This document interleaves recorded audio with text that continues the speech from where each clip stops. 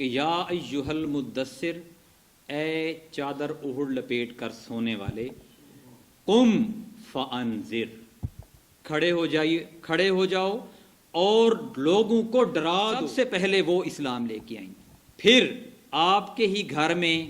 آپ کے ہی زیر کفالت، آپ کے ہی چچا زاد بھائی حضرت علی ابن ابی طالب جو تھے وہ اسلام لے کے ہم ربی کا بالعشی والابکار، کے صبح اور شام اپنے رب کی حمد کے ساتھ اس کی تسبیح کرو، کہ وہ تسبیح جو ہے وہ کرتے تھے۔ من الشیطان الرجیم، بسم اللہ الرحمن الرحیم۔ ہماری جو گفتگو کا دوسرا حصہ ہے وہ ہے رسالت مآب صلی اللہ علیہ وآلہ وسلم ہمارے لیے مشعل راہ ہیں اور ان کی زندگی کو ہم پڑھتے ہیں۔ ویسے جو قربانیاں نبی کریم صلی اللہ علیہ وآلہ وسلم اور آپ کے جان نثار ساتھیوں نے اسلام کی سربلندی کے لیے دیے ہیں، تو جب ان کا نام آئے تو ہمارا ویسے نگاہیں جو ہیں وہ عقیدت اور احترام سے جھکنی چاہیے، کیونکہ ان کا ادب احترام جتنا ہم کریں گے اتنا ہی زیادہ اللہ تعالیٰ جو ہے وہ ہم سے محبت کرے گا۔ ہم یہ پڑھ رہے تھے کہ نبی کریم صلی اللہ علیہ وآلہ وسلم کی بعثت سے پہلے کے جو حالات تھے ان کا ہم تھوڑا پچھلے 3-4 لیکچر میں پڑھا تھا، اور اس میں چیدہ چیزیں کہ بت پرستی عام ہو گئی تھی اور حج کے اندر خرافات آ گئی تھیں اور لوگوں نے دین ابراہیم کو بگاڑنا شروع کر دیا تھا۔ آج اس سے پہلے ہم نے نبی کریم صلی اللہ علیہ وسلم پر جو پہلی وحی نازل ہوئی تھی وہ بھی ہم نے پڑھی تھی، کہ پہلی وحی کے جو حالات اس وقت کیا تھے، اور آپ نے وہ پہلی وحی کی کون سی جو وہ آیات تھیں جن کا اللہ تعالیٰ نے آپ کو، جب آپ اپنے چادر مبارک کے اندر لیٹے ہوئے تھے اور حضرت خدیجہ جو تھیں وہ مطلب ہے کہ آپ کو تسلی دے رہی تھیں کہ آپ اللہ کے نبی ہیں اور آپ تو بے وسیلوں کے وسیلہ ہیں، اور آپ تو جو جن کے پاس کچھ نہیں ہے ان کو آپ سب کچھ مہیا کرتے ہیں، تو آپ کو اللہ تعالیٰ کبھی تنہا نہیں چھوڑے گا۔ تو اس میں جو وحی آتی تھی اس کے جو پہلی وحی تھی، جیسے وہ میں نے عرض پہلے کیا تھا کہ یا ایھا المدثر، کہ اللہ تعالیٰ کا خطاب ہی بڑا خوبصورت تھا، بلانے کا انداز ہی بہت اچھا تھا اپنے پیارے حبیب صلی اللہ علیہ وسلم کو، اور اس میں پھر بتا بھی دیا کہ جو آپ کے اوپر جو بوجھ ہم مطلب جا رہے ہیں ڈالنے وہ بہت بڑا بوجھ ہے، اس کی ذمہ داری سنبھالنا جو ہے وہ کسی عام انسان کا کام نہیں ہے، تو آپ اپنے آپ کو تیار کیجئے، اور جیسے جیسے آپ اس بوجھ کو سنبھالتے جائیں گے آپ کے لیے مشکلات آتی جائیں گی، پریشانیاں آتی جائیں گی، لوگوں پر آپ احسان کریں گے، احسان کا بدلہ نہیں لینا، کہ آپ نے یہ نہیں سوچنا کہ میں نے فلاں پر احسان کیا تو اس نے تو مجھے کوئی، جیسے میں عرض کر رہا تھا کہ مکہ جو تھا وہ دین عرب کا مرکز تھا، اور اس میں 360 بت بھی تھے، تو گویا اس مکہ کے اندر خانہ کعبہ کے متولیوں کے ساتھ ان بتوں کے نگہبان بھی موجود تھے جو ان بتوں کی پوجا کرتے تھے اور ان کی رکھوالی بھی کرتے تھے، اور ان کے پاس جو ہے وہ بیٹھ کر جو بھی اپنی عوام کو یا جو بھی لوگ حج اور اس کے لیے آتے تھے ان کو واعظ و نصیحت کرتے تھے۔ اللہ تعالیٰ ایک اذان سننی ضروری ہے، باقی سننی ضروری نہیں ہے، تو اللہ تعالیٰ کی مخالفت مول لینا جو ہے، بظاہر میں ایک بات آپ کو کر رہا ہوں، وہ آسان ہے، لوگوں کی مخالفت مول لینا مشکل ہے، جس انسان کو یہ محسوس ہوتا ہے۔ تو اللہ کے ساتھ اللہ کی مخالفت اللہ صرف یہ کہنا کہ بس اللہ تعالیٰ ہی سب کچھ ہیں، اور پھر ساتھ اگلی بات یہ کہہ دینا کہ یہ بت کچھ بھی نہیں ہیں، تو یہ بہت بڑی بات تھی، اور ایسی بات کہنے کے لیے ایک ایسی عزیمت درکار تھی، ایسی دلیری، ایسی بہادری درکار تھی جو کہ ایک عام انسان میں ایک سوچنا بھی جو ہے یہ مشکل ہے۔ جیسے آپ دیکھیں کہ حضرت ابراہیم علیہ السلام نے وہ جو بت خانہ تھا جو نمرود نے بنایا ہوا تھا، وہ آپ جب بت خانے میں گئے، یعنی اس کی وضاحت تو آگے آئے گی، سارے بت توڑ کے جو کلاڑا تھا ان کے بڑے بت کے اس پہ کندھے پہ رکھ دیا، اور جب انہوں نے کہا جی یہ بت کس نے توڑے ہیں، تو حضرت ابراہیم علیہ السلام نے کہا کہ یہ جو آپ تو کہتے ہو کہ یہ آپ کی بات سنتے ہیں، تو جس کے کندھے پہ کلاڑا ہے اسی سے پوچھیں کہ یہ بت کس نے توڑے ہیں. یعنی بات بھی پہنچا دی، جھوٹ بھی نہیں بولا اور بات بھی ثابت کر دی اور ان کو جھنجھوڑ بھی دیا. تو انہوں نے کہا اچھا اس طرح تو یہ ہمارے ساتھ بدماشی کرتے ہو.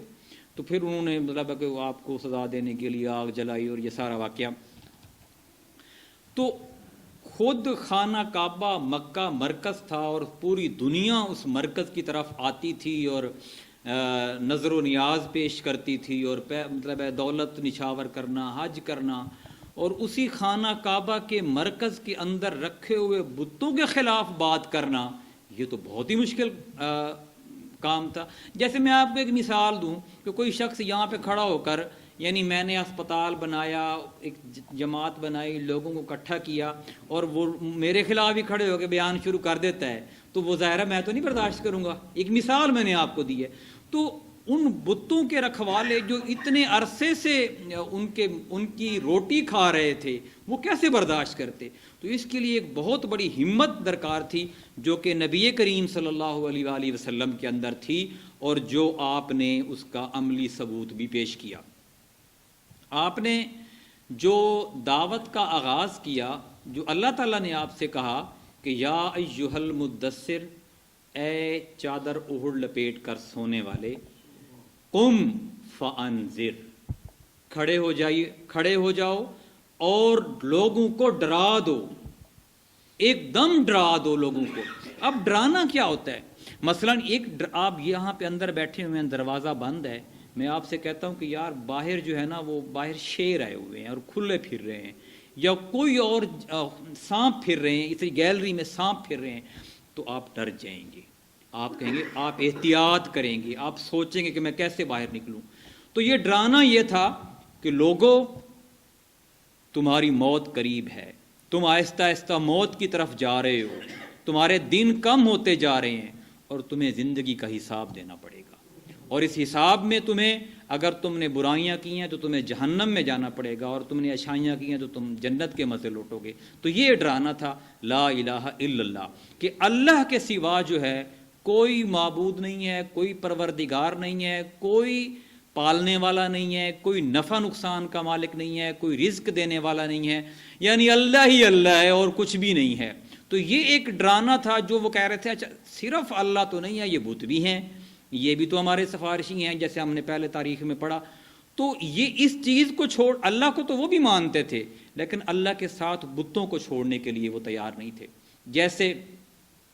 اللہ کو تو ہم بھی مانتے ہیں لیکن اللہ کے ساتھ جو بڑے بڑے نام ہیں نا، جیسے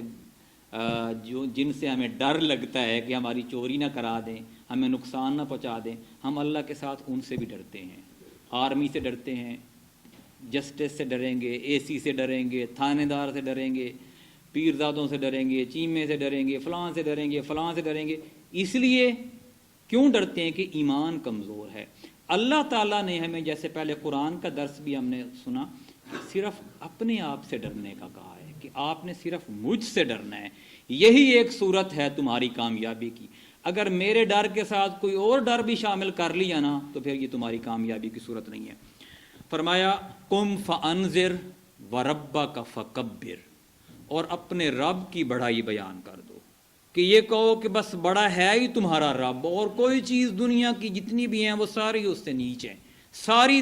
اس سے جو ہے وہ ادنا درجے کی ہیں، ساری اسی نے پیدا کی ہیں، ساری اس کے ماتحت ہیں، اور وہی اکیلا اکبر ہے. وربک فکبر وثیابک فطہر، اور اپنے کپڑے پاک رکھیں، یعنی اپنے آپ کو پاکیزہ رکھیں. والرجز فہجر، اور جو مجرم لوگ ہیں، جو برائی ہے، جو جرم ہے، اس سے دور رہیں. ولا تمنن تستکثر، اور لوگوں پر احسان کرتے جائیں اور اس احسان کا بدلہ تلاش نہ کریں کہ میں نے اس کو یہ کام کر دیا ہے تو اب اس کو بھی یار میرا کام کرنا چاہیے. یہ کبھی نہ آپ سوچیں. اس کو میں نے پیسے ادھار دے دیے ہیں تو اب اس کو بھی مجھے دینی چاہیے، یا اس کو میں نے فلاں اس کا کام نمٹا دیا ہے تو اس کو بھی، میں نے اس کی شادی میں مدد کی ہے تو اس کو بھی میری شادی میں مدد کرنی چاہیے.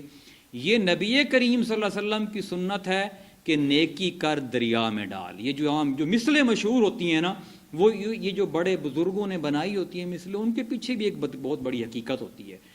کہ آپ نیکی کریں لیکن اس کا صلہ تلاش نہ کریں دنیا میں، وہ اللہ سے آپ تلاش کریں، والی ربی کا فصبر، اور اللہ کے نام پہ صبر کریں۔ یہ بہت مشکل کام ہے، اور یہی ہمارے پیارے نبی صلی اللہ علیہ وسلم کی سنت بھی ہے۔ آپ نے دعوت کا آغاز کیا، اور آپ کے جو پہلے 3 سال تھے نا دعوت کے، وہ خفیہ تھے، کیونکہ بات بہت بڑی تھی، اور حکمت کا یہ تقاضا تھا کہ آپ نے سب سے پہلے اپنے ان لوگوں کو متوجہ کیا جو کہ آپ کے ساتھ تھے۔ ظاہر ہے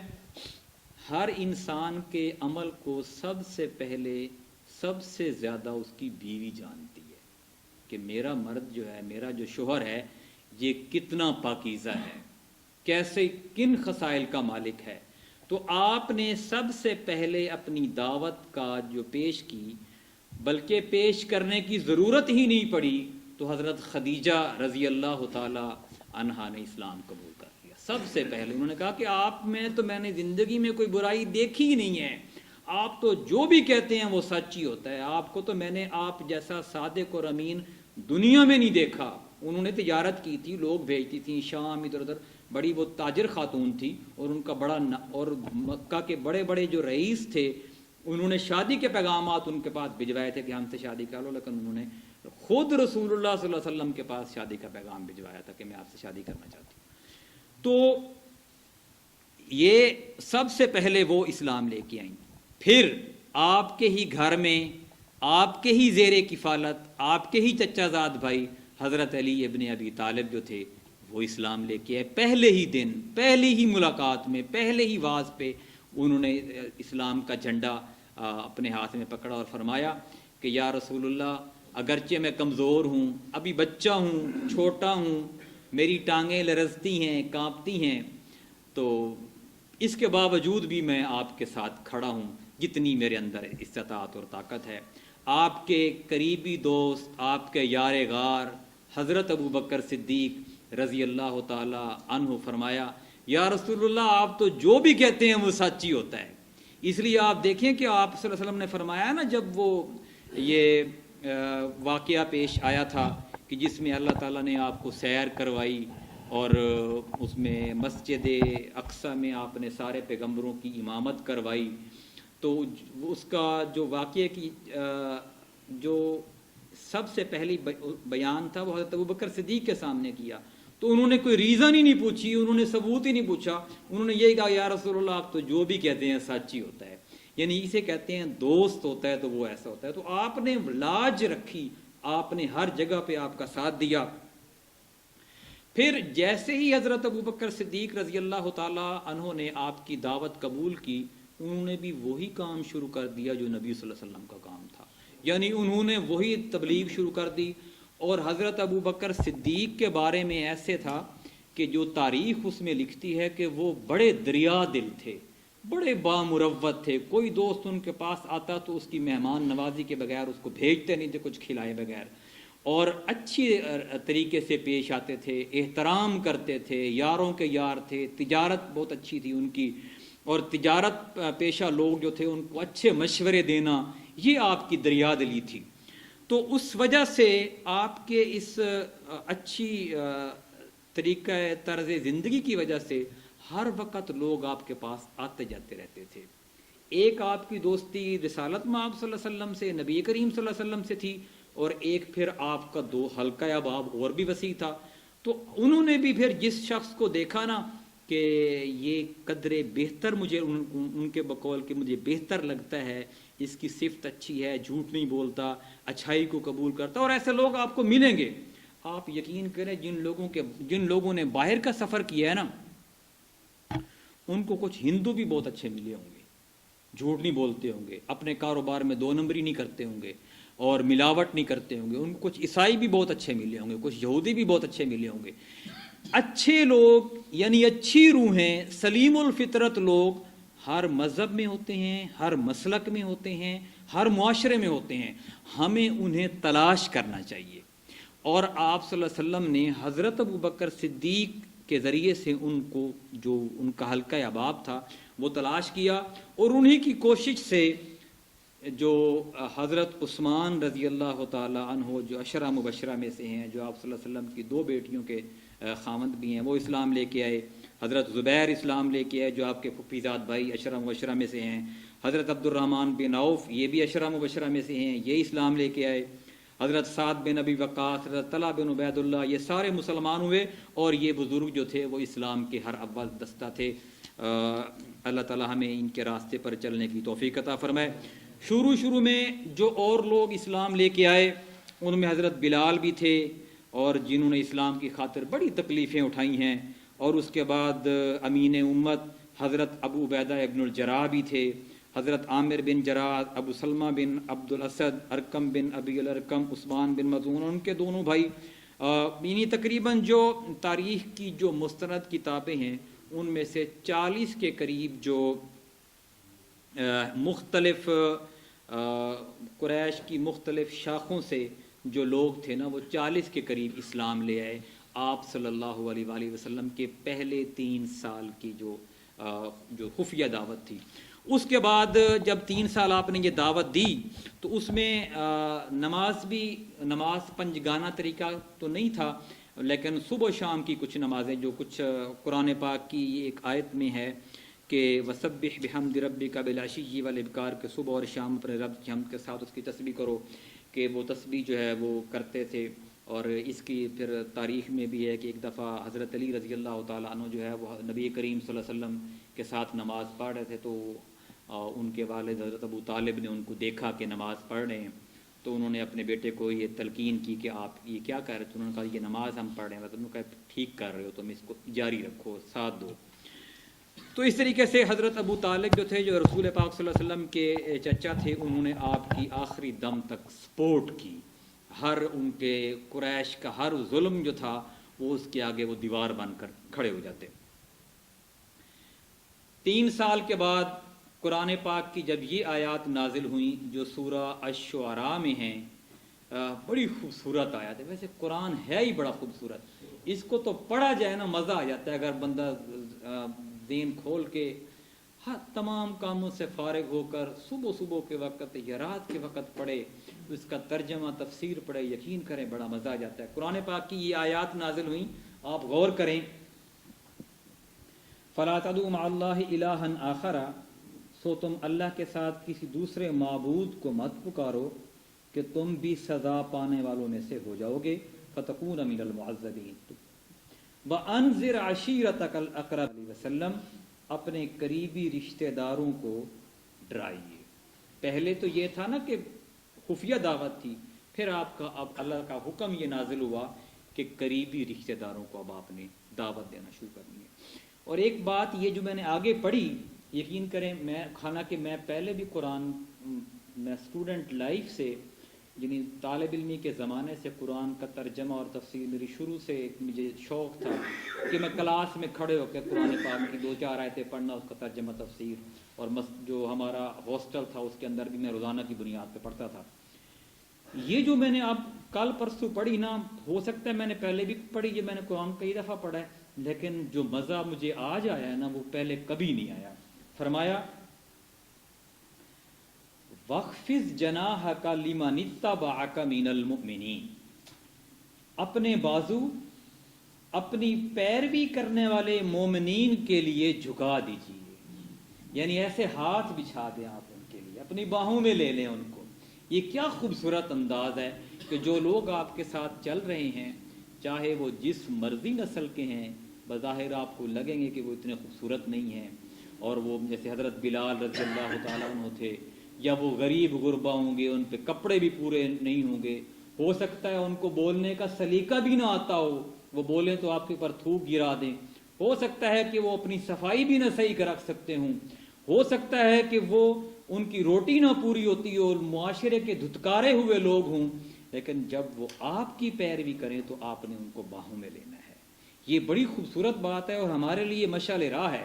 اور میں نے یہ سوچا کہ انشاءاللہ میں بھی اس کے اوپر آج سے پورا عمل کروں گا کہ جو لوگ اپنا گھر بار چھوڑ کر، اپنے کاروبار چھوڑ کر،